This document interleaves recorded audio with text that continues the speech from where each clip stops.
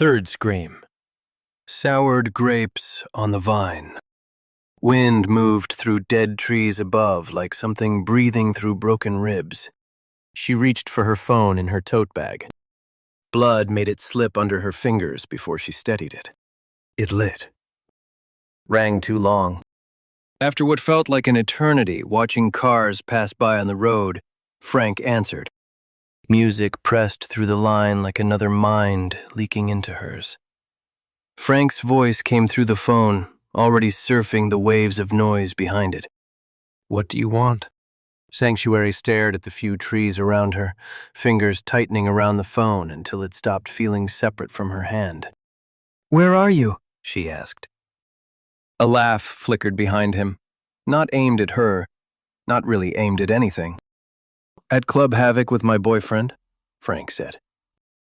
The word moved through her chest and turned into something slime-coated and disgusting.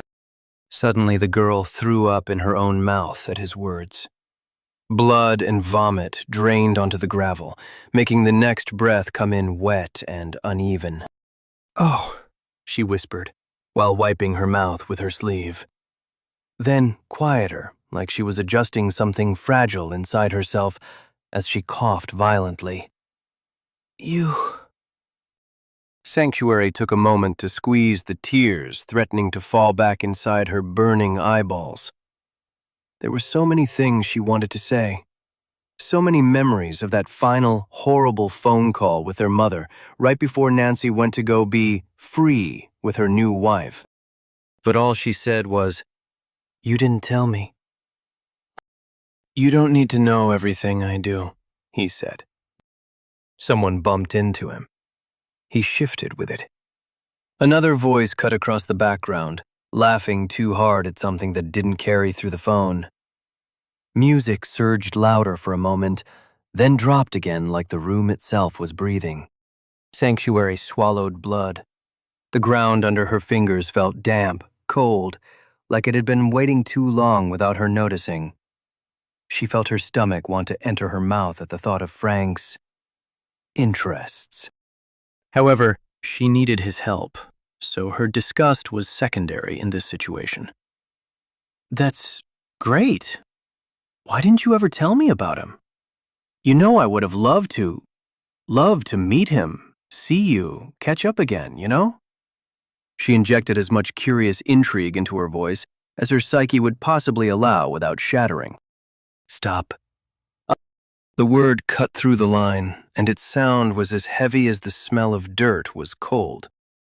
Her grip locked down on the phone so hard the plastic squeaked in protest. Hand shaking, blood drying between her fingers, her stomach started turning again like her body had already decided it couldn't hold the conversation without rejecting it. Sanctuary went on mute and threw up again, half-eaten food, her own hot blood, and a few of her teeth splattered the ground. Taking a deep breath, she unmuted and spoke. Frankie.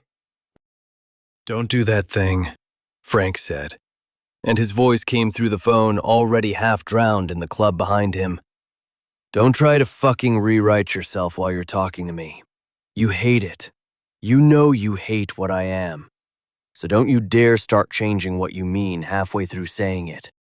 The room around him kept moving like nothing in it had agreed to cease. Someone started laughing and couldn't care enough to stop. Glass clicked against wood. A chair scraped and stayed scraping for a second too long. That new name of his got called again from somewhere deeper in the noise, stretched out and swallowed like the room was testing how far he could be pulled before he broke loose. Head falling back into the bloody gravel. The phone was pushed so hard up against her ear, it felt like it was forcing its way into her skull.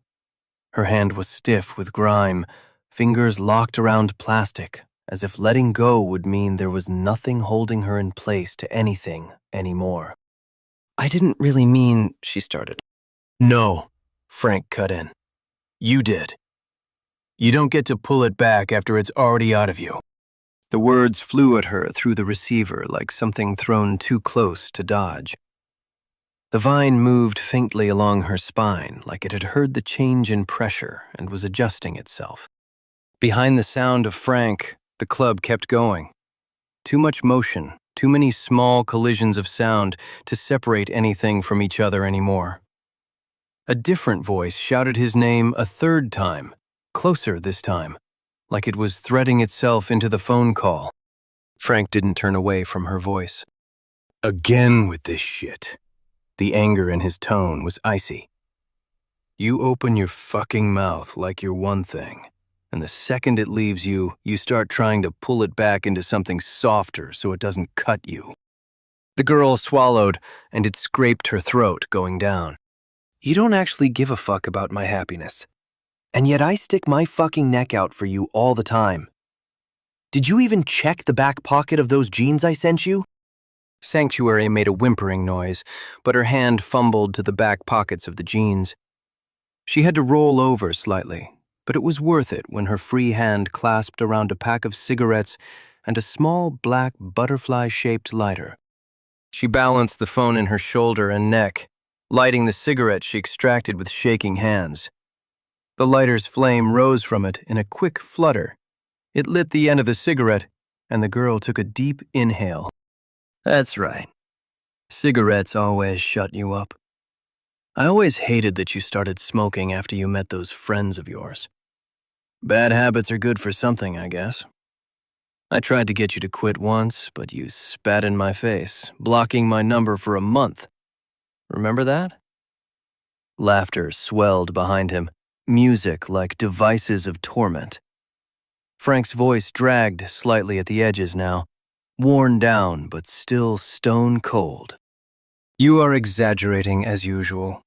None of that matters, Frankie. We need to talk. I could use an ear right now. Fouled teeth bit into her own blood-crusted lip. So could I.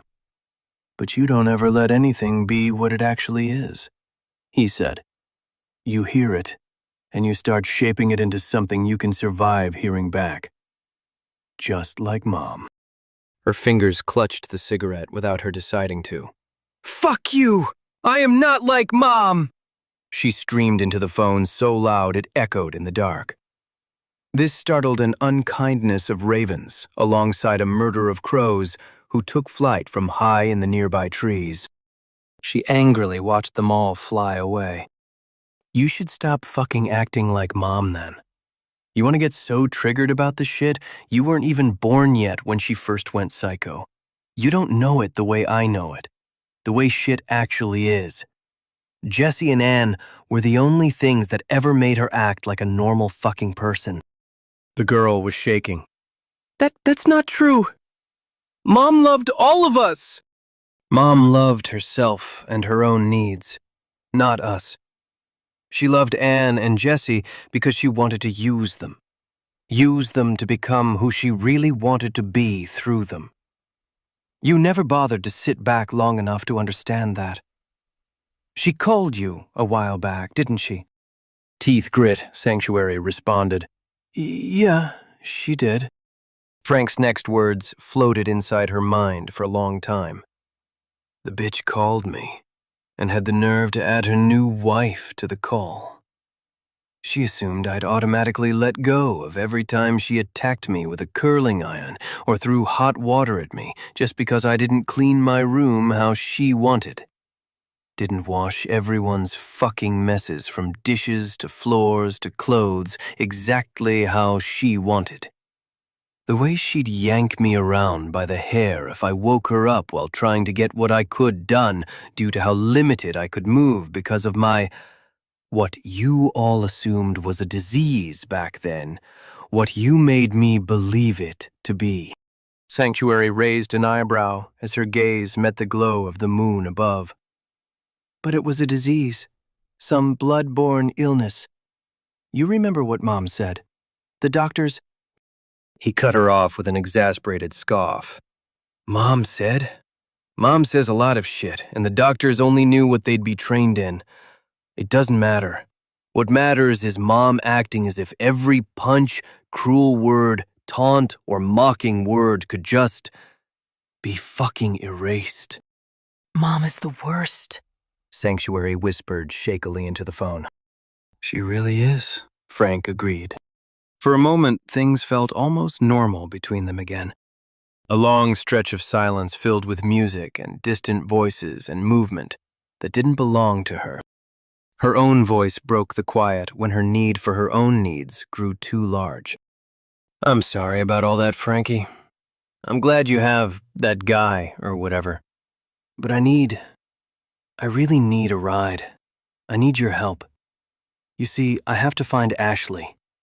I have to talk to him. We're supposed to be a family, him and me. He just needs to see it. She was trying to sound as sincere and innocent as she possibly could. You always need something. It's always you. Way to ruin the fucking moment. I may have actually offered to help you out of whatever mess you've gotten yourself into this time, but you just had to start that shit. He spat the words like she was some diseased animal,